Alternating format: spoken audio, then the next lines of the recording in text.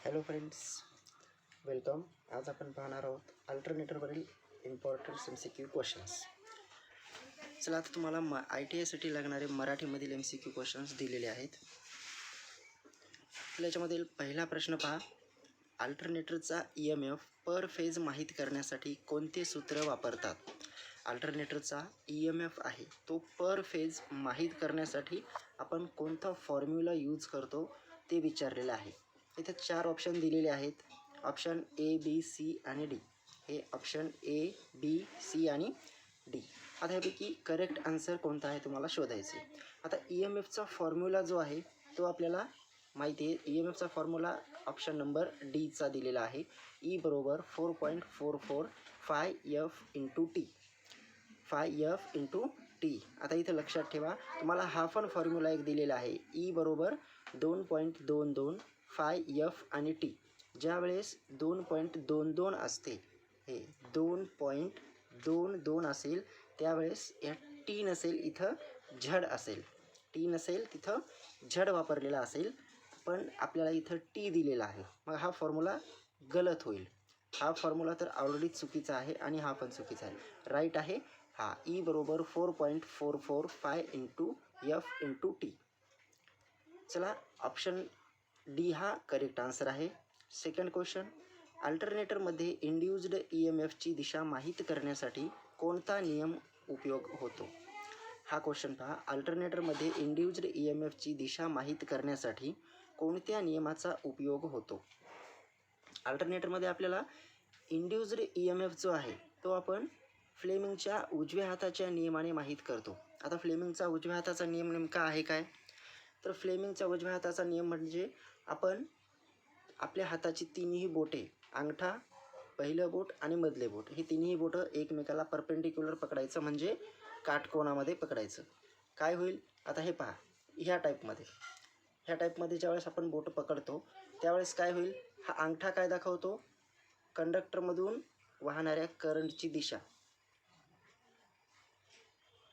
एक मिनिट. आपल्याला अंगठा काय दाखवतो? आपला जो अंगठा आहे तो आपल्याला कंडक्टरची दिशा दाखवतो. त्यानंतर जे आपलं मधलं बोट आहे, पहिलं बोट जे आहे ते आणि मधलं बोट, हे असे 3 आपले हाताचे बोटं असतील. त्याच्यामुळे काय होईल? अंगठा जो आहे तो आपल्याला कंडक्टर फिरण्याची दिशा दाखवेल. हे जे मधलं बोट आहे, हे जे फर्स्ट बोट आहे, हे आपल्याला काय दाखवेल? फ्लक्स जे वाहायलेत N पोलकडून S पोलकडे जे मॅग्नेटिक फील्ड वाहत आहे, चुंबकीय रेषा वाहत आहेत, त्यांची दिशा आपल्याला दाखवेल. आणि हे मधलं बोट जे आहे ते मधलं बोट आपल्याला काय दाखवेल? त्या कंडक्टरमध्ये वाहणाऱ्या EMF इंड्यूस्ड जे झालेलं आहे त्या EMF इंड्यूस्डची दिशा दाखवेल, किंवा मग त्याच्यामध्ये वाहणारा जो करंट आहे त्या करंटची आपल्याला दिशा दाखवेल. मग ह्या रूलनं आपण फ्लेमिंगच्या उजव्या हाताच्या नियमाने आपण कंडक्टरमधील इंड्यूस्ड झालेला EMF म्हणजे करंट, त्याचे वाहण्याची दिशा आपण माहीत करू शकतो. त्यानंतर हे याचा ऑप्शन हा 4 नंबरचा ऑप्शन नंबर D करेक्ट होईल. त्यानंतर पुढचा प्रश्न पहा. आकृतीमध्ये दाखवलेल्या अल्टरनेटरच्या भागाचे नाव काय आहे ते तुम्हाला ओळखायचे. आता तुम्हाला डायग्राम दाखवतो, पहा. डायग्राममध्ये अल्टरनेटरचा कोणता भाग दाखवलेला आहे ते आपल्याला ओळखायचे. आता हा पहा, ही जे तुम्हाला डायग्राम दिसत आहे ह्यामध्ये हे जे रोटर दाखवलेलं आहे, तर हा रोटर कोणत्या टाईपचा रोटर आहे हे तुम्हाला ओळखायचे. आता ह्याच्यामध्ये तुम्हाला पाहायचं आहे, हे बघा, हे साईडला छोटासा पार्ट जे ठेवलेला दिसत आहे, हा एक पार्ट ह्या रोटरचा हा पार्ट आहे. हा पार्ट काय आहे? एक छोटासा पार्ट, म्हणजे इथं पोल टाईप दाखवलेला आहे आणि त्याच्यावर वाइंडिंग गुंडाळलेली आहे आणि तसे भरपूर पोल ह्या रोटरवर माउंट केलेले आहेत. म्हणजे हा रोटर कोणता होईल? तर सेलियंट पोल टाईप रोटर होईल. आता रोटरमध्ये पण 2 प्रकार असतात, तुम्हाला माहिती आहे. रोटरचा पहिला प्रकार आहे, आता समजा हा सेलियंट पोल आहे, म्हणजेच काय, की रोटरवर पोल टाईप एक स्ट्रक्चर बनवलेलं असतं आणि त्या प्रत्येक पोल कोरवर पोल वाइंडिंग गुंडाळलेली असेल आणि ती पोल वाइंडिंग ज्या प्रकारे गुंडाळलेली असेल तर त्या टाईपच्या रोटरला आपण काय म्हणतो? Salient pole type rotor. त्यानंतर दुसरा जो टाईप असेल ते जमचा फॅनची वाइंडिंग. आपण फॅन जे आहे तो कशा प्रकारचा बसवलेला असेल? त्याच्यामध्ये स्लॉट असतील. फॅनमध्ये काय असतील? हे अशा प्रकारचे स्लॉट असतील. हे अशा प्रकारचे जे वाइंडिंग असेल, ह्या स्लॉट्समध्ये काय केलेलं असेल? ह्यामध्ये वाइंडिंग गुंडाळलेली असेल ह्या स्लॉटमध्ये. इथं वाइंडिंग गुंडाळलेली असेल, हे अशा प्रकारची जी वाइंडिंग असेल ह्याला आपण नॉन सेलियंट पोल किंवा मग सिलेंड्रिकल पोल टाईप रोटर असं म्हणतो. हे असे 2 टाईपचे रोटर आपल्याला आहेत. तर हा रोटर जो आहे अल्टरनेटरमध्ये, हा फिगरमध्ये दाखवलेला जो रोटर आहे, तर हा कोणता रोटर आहे हे आपल्याला विचारले. तर ऑप्शनमध्ये पाहूया आपण. ऑप्शन पहिलं दिलेलं आहे स्टेटर, दुसरा आहे एक्सायटर, तिसरा आहे सेलियंट पोल रोटर आणि चौथा आहे स्मूथ सिलेंड्रिकल रोटर. याचा ऑप्शन नंबर सी बरोबर होईल. हा आहे salient pole type rotor. Cylindrical rotor कसा असेल, त्याच्यामध्ये फॅनच्या वाइंडिंगसारखा असेल, म्हणजे त्याच्यामध्ये स्लॉट्स काढलेले असतील. आता याच्यामध्ये स्लॉट्स नाही, त्याच्यामध्ये पोल असतील, याला आपण सेलियंट पोल असं म्हणतो. त्यानंतर पुढचा प्रश्न पहा. अल्टरनेटरचे EMF माहीत करण्यासाठी दिलेल्यापैकी कोणत्या सूत्राचा उपयोग केला जातो? परत क्वेश्चन विचारलेला आहे. अल्टरनेटरचे EMF इक्वेशन आहे, EMF सूत्र आहे, तो फॉर्म्युला तुम्हाला विचारलेला आहे. तर याच्यामध्ये फॉर्म्युला कोणता करेक्ट होईल? तर पहिला पहा. पहिल्या याच्यामध्ये काय विचारले, E बरोबर 4.44 KD KC T × फाय दिलेला आहे, पण आपल्याला याच्यामध्ये F दिलेला नाही आहे, त्यामुळे हा फॉर्म्युला गलत होईल. दुसरा फॉर्म्युला याच्यामध्ये आपल्याला टी दिलेलं नाही आहे किंवा झड पण दिलेलं नाही आहे, त्यामुळे हा पण गलत होईल. तिसरा फॉर्म्युला 4.44 KD KC FT आणि फाय, तर हा फॉर्म्युला ओके राईट असेल. आणि हा चौथा फॉर्म्युला याच्यामध्ये 1.11 दिलेला आहे आणि त्यात झड आणि टी काहीही दिलेलं नाही, त्यामुळे हा फॉर्म्युला पण रॉंग होईल. तर ऑप्शन नंबर सी जे आहे तो करेक्ट फॉर्म्युला आहे EMF इक्वेशनचा किंवा अल्टरनेटरमधील EMFचा. हा याच्यामध्ये काय काय दिलेलं आहे, E = 4.44 KD KC F × T × five. KD आणि KC म्हणजे काय असेल, KD म्हणजे डिस्ट्रीब्युशन फॅक्टर, KC म्हणजे पीच फॅक्टर आणि F म्हणजे माहिती आहे तुम्हाला फ्रिक्वेन्सी, T म्हणजे काय असेल टर्न्स आणि फाय म्हणजे काय असेल फ्लक्सची संख्या, फ्लक्स. तर फ्लक्स किती आहे तो दिलेला आहे आपल्याला, T आहे, फ्रिक्वेन्सी दिलेली असेल, KC आणि KDची किंमत माहिती असेल तर आपल्याला इंड्युस्ड EMF कॅल्क्युलेट करता येईल. तर इंड्युस्ड EMF कॅल्क्युलेट करण्याचा हा फॉर्म्युला आहे. त्यानंतर पुढचा प्रश्न पहा. अल्टरनेटरची रेटिंग कशात सांगितलेली असते? आता हा महत्त्वाचा क्वेश्चन आहे. अल्टरनेटरची रेटिंग जी आहे ते आपण कशामध्ये सांगतो? त्या अल्टरनेटरची रेटिंग आपण कधी पण KVA मध्ये सांगतो. मोटर जो आहे, जनरेटर जो आहे, त्याची रेटिंग आपण KW मध्ये सांगत असतो. म्हणजे रोटर आणि मोटर किती KWचे आहे ते सांगत असतो. तर आता अल्टरनेटर जो आहे तो आपण KVA मध्ये सांगतो का?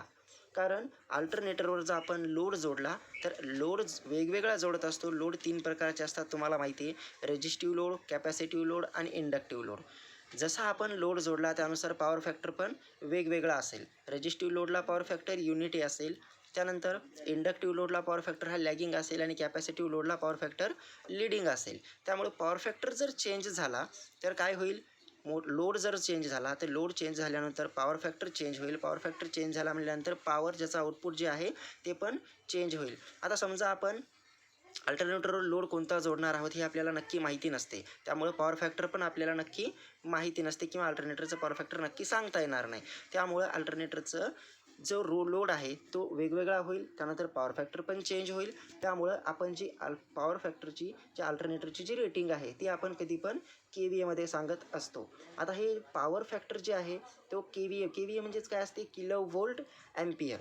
आपल्याला व्होल्ट ॲम्पियर म्हणजे पॉवर जी आहे ती वेगवेगळी. आता पॉवर पण 3 प्रकारच्या असतात, रिॲक्टिव्ह पॉवर, ॲक्टिव्ह पॉवर आणि ॲपरंट पॉवर.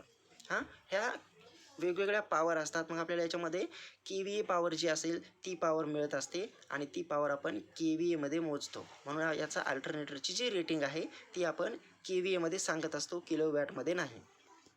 आणि ठीक आहे, आता याचा क्वेश्चन आला असेल प्रॉब्लेमचा तर तुम्हाला KVAचं परत KW मध्ये पण करता येईल. ते तुम्हाला प्रॉब्लेम आल्यानंतर पाहूया, पुढे प्रॉब्लेम असेल याचा. त्यानंतर पुढचा प्रश्न पहा. पुढचा प्रश्न आपल्याला काय दिलेला आहे, अल्टरनेटरचे व्होल्टेज रेग्युलेशन करिता कोणते सूत्र वापरले जाते? अल्टरनेटरचं जे व्होल्टेज रेग्युलेशन आहे ते व्होल्टेज रेग्युलेशनसाठी वापरण्यात येणारा फॉर्म्युला विचारलेला आहे. व्होल्टेज रेग्युलेशनचा फॉर्म्युला काय असेल?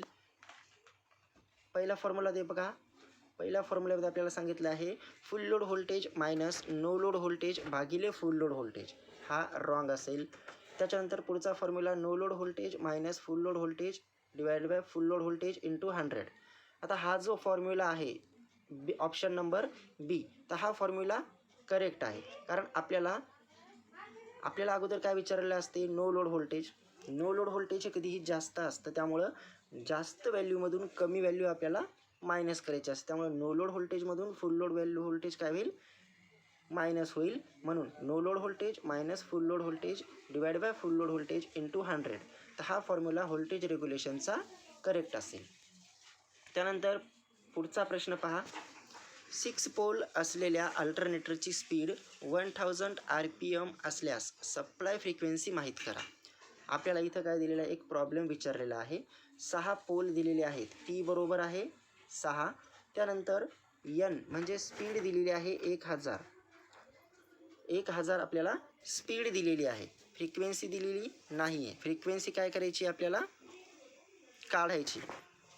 पोलची संख्या दिलेली आहे, RPM दिलेली आहे, फ्रिक्वेन्सी आपल्याला कॅल्क्युलेट करायला सांगितलेली आहे. तर मग काय येईल, 6 पोल दिलेले आहेत. त्याचा फॉर्म्युला कसा होईल, फॉर्म्युला पहा. आपला फॉर्म्युला माहिती आहे आपल्याला, NS = 120 × F/P. 120 × F/P. मग आता हे फॉर्म्युला दिलेलं आहे.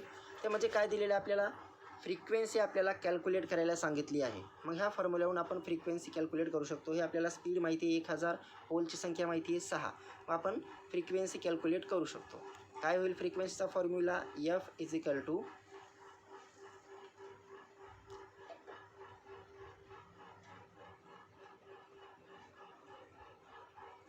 NS × P divided by 120.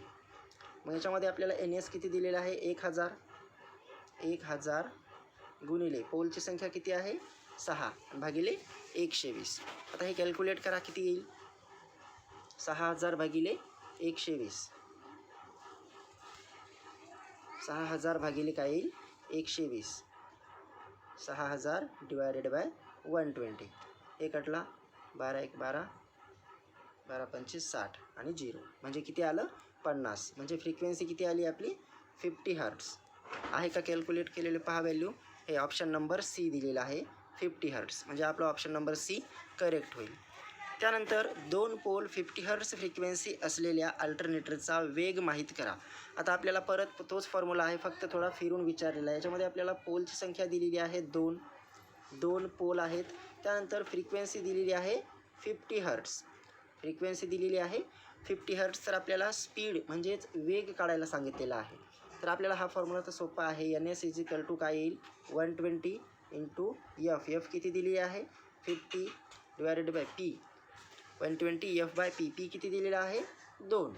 120 गुणिले 50 किती येईल, 12 × 5 = 60. 6000 भागिले 2. 6000 भागिले 2 किती येईल, 3000.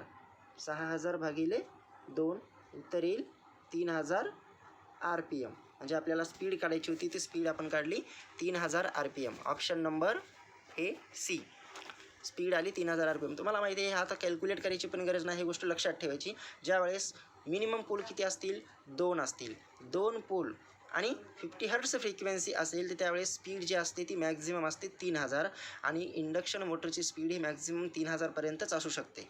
कारण पोल मिनिमम, जर आपण पोल कमीत कमी ठेवले तर स्पीड काय होईल, वाढेल. जर पोलची संख्या जर आपण वाढवली तर स्पीड काय होईल, ॲटोमॅटिक कमी होईल. मग इथं पोल जे आहे ते आपण मिनिमम किती ठेवू शकतो, कमीत कमी फक्त 2च ठेवू शकतो, 2पेक्षा कमी नाही ठेवू शकत. त्यामुळे स्पीडची व्हॅल्यू जी आहे मॅक्झिमम 3000 RPMपर्यंत असेल.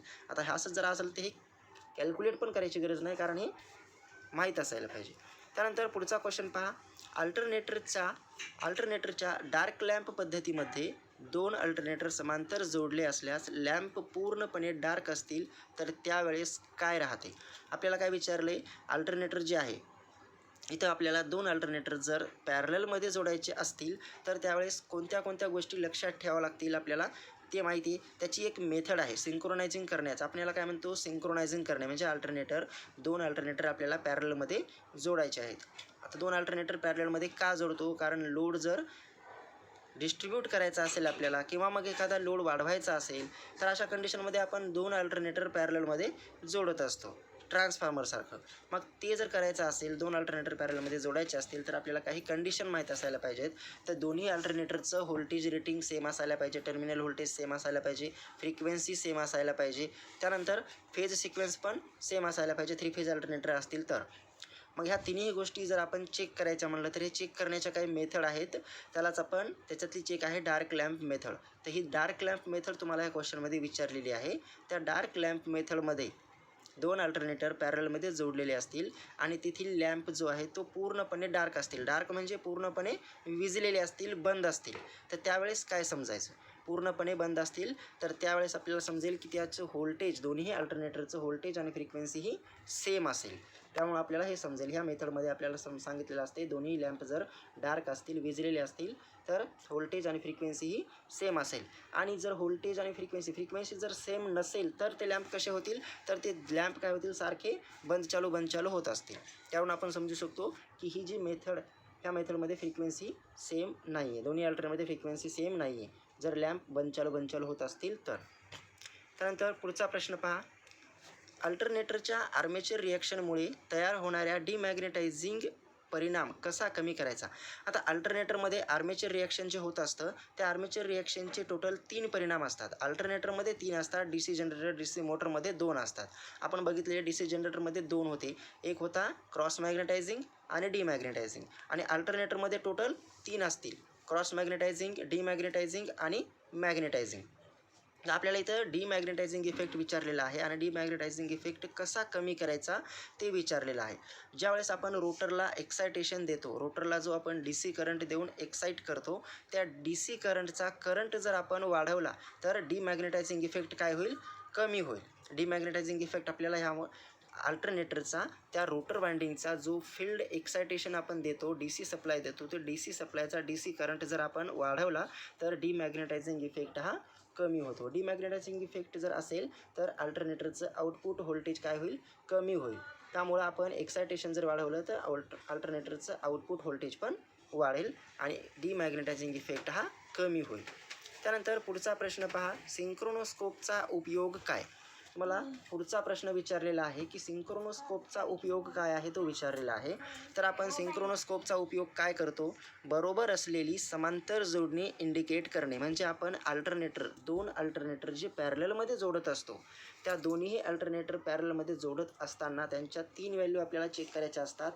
एक तर टर्मिनल व्होल्टेज असेल, दुसरी गोष्ट फ्रिक्वेन्सी असेल आणि तिसरी गोष्ट 3 फेज अल्टरनेटरमध्ये त्यांची जे फेज सिक्वेन्स असेल, ते फेज सिक्वेन्स पण सेम असला पाहिजे. तर ह्या गोष्टी चेक करण्यासाठी आपण हा सिंक्रोनोस्कोपचा उपयोग करतो. त्यानंतर पुढचं बघा. अल्टरनेटरचा रोटरला DC पुरवणाऱ्या यंत्राला काय म्हणतात? आता अल्टरनेटर जो आहे, अल्टरनेटरचा जो रोटर आहे, त्या रोटरला म्हणजेच फील्ड वाइंडिंगला आपण DC सप्लाय देतो. तर DC सप्लाय देणारा जो भाग आहे त्याला आपण काय म्हणतो? त्याला आपण एक्सायटर असं म्हणतो. कारण DC सप्लाय आपण एक्सायटेशनसाठी देत असतो फील्ड वाइंडिंगला. म्हणजे फील्ड वाइंडिंगमध्ये काय होईल? एक्सायटेशन होईल, म्हणजे त्याच्यामध्ये फील्ड तयार होईल, फील्ड जनरेट होईल आणि EMF तयार व्हायला मदत होईल. त्यासाठी आपण अल्टरनेटरच्या रोटरला DC पुरवठा देत असतो. त्याला आपण एक्सायटर असं म्हणतो. त्यानंतर पुढचा प्रश्न. अल्टरनेटरमध्ये डॅम्पर वाइंडिंग का बसवलेल्या असतात?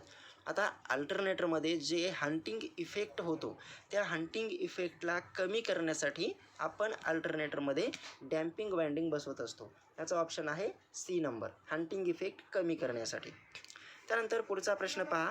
2 अल्टरनेटर समांतर जोडण्यासाठी कोणत्या अटींचे पालन करावे?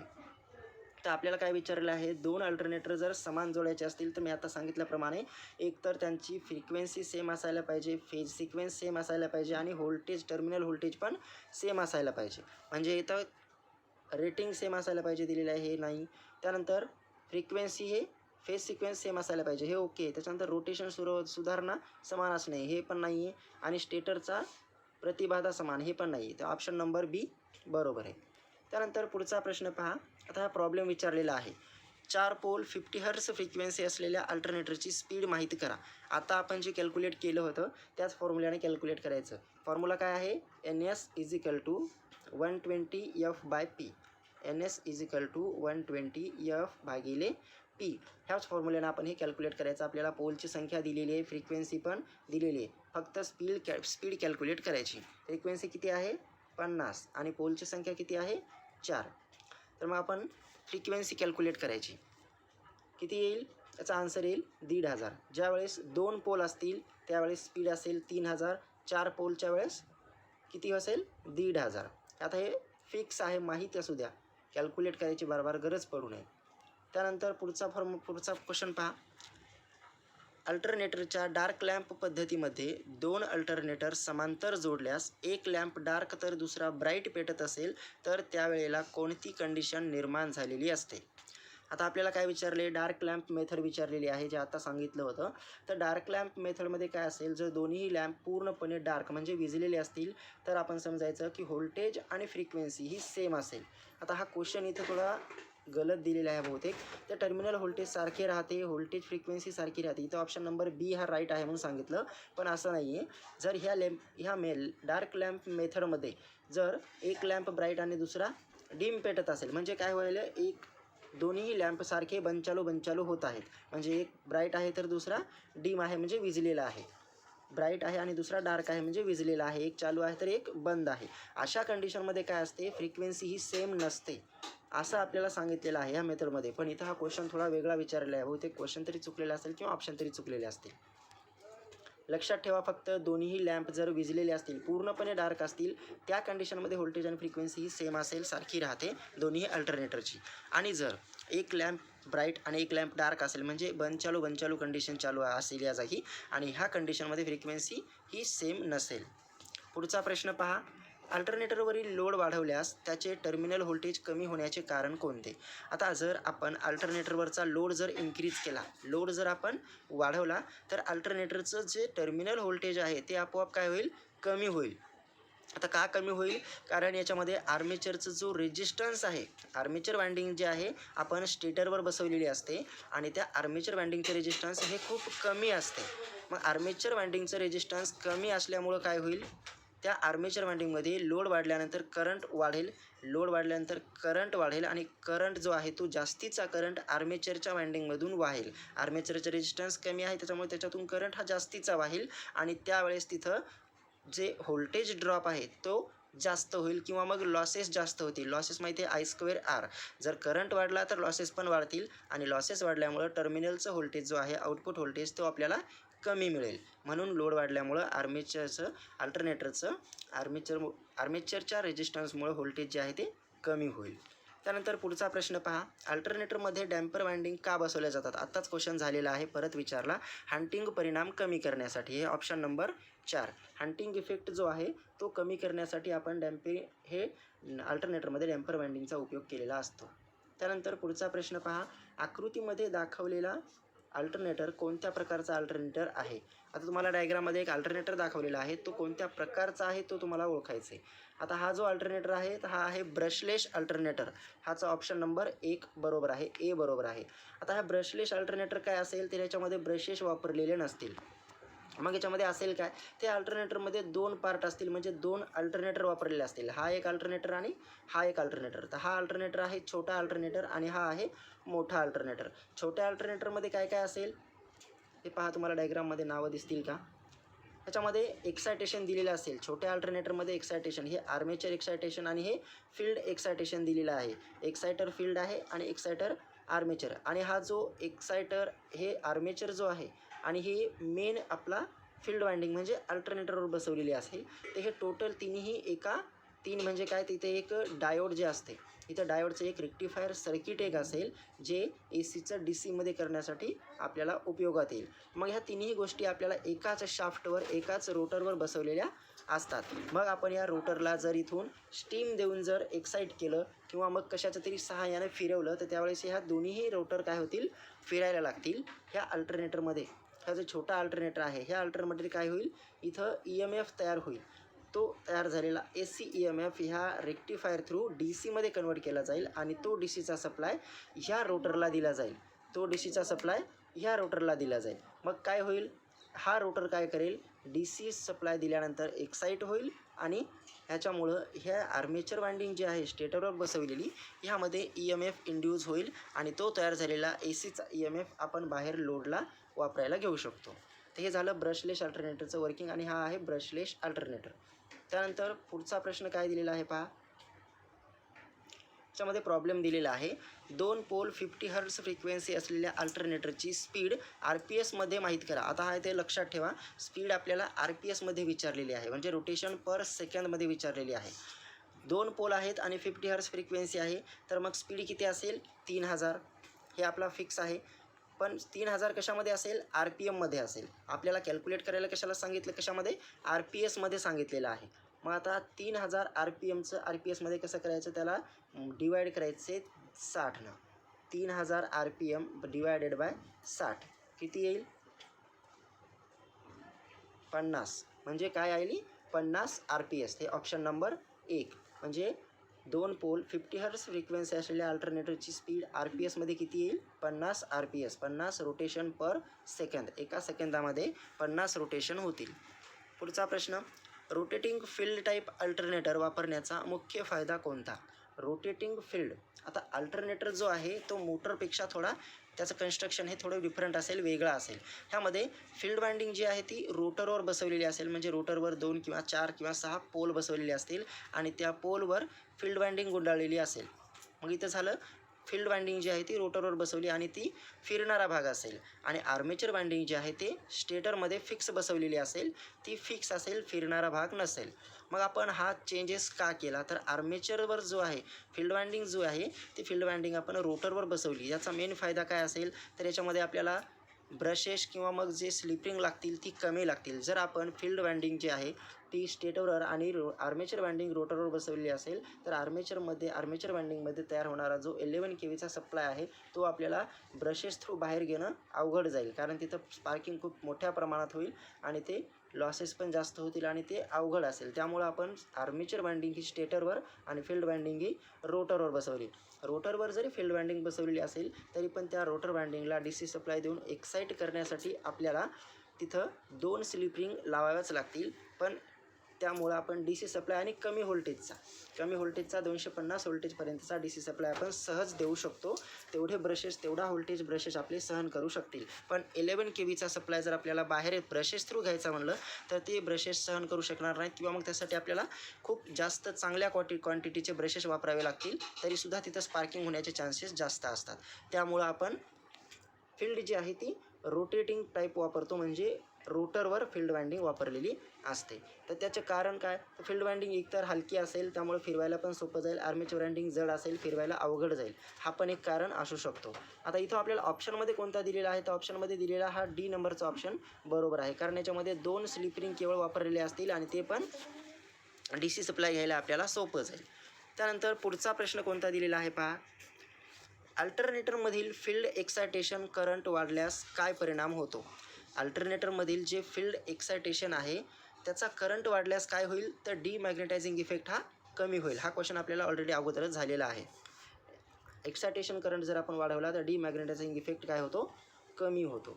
त्यानंतर पुढचा प्रश्न, आता इथं प्रॉब्लेम दिलेला आहे 36 स्टेटर स्लॉट्स असलेल्या 4 व्हॉल्विंगसाठी पीच फॅक्टर म्हणजेच KPची गणना करा आणि कोनाचे जे पर्यायी जे आपल्याला कोन दिलेला आहे त्याचा अँगल आहे 30 डिग्री.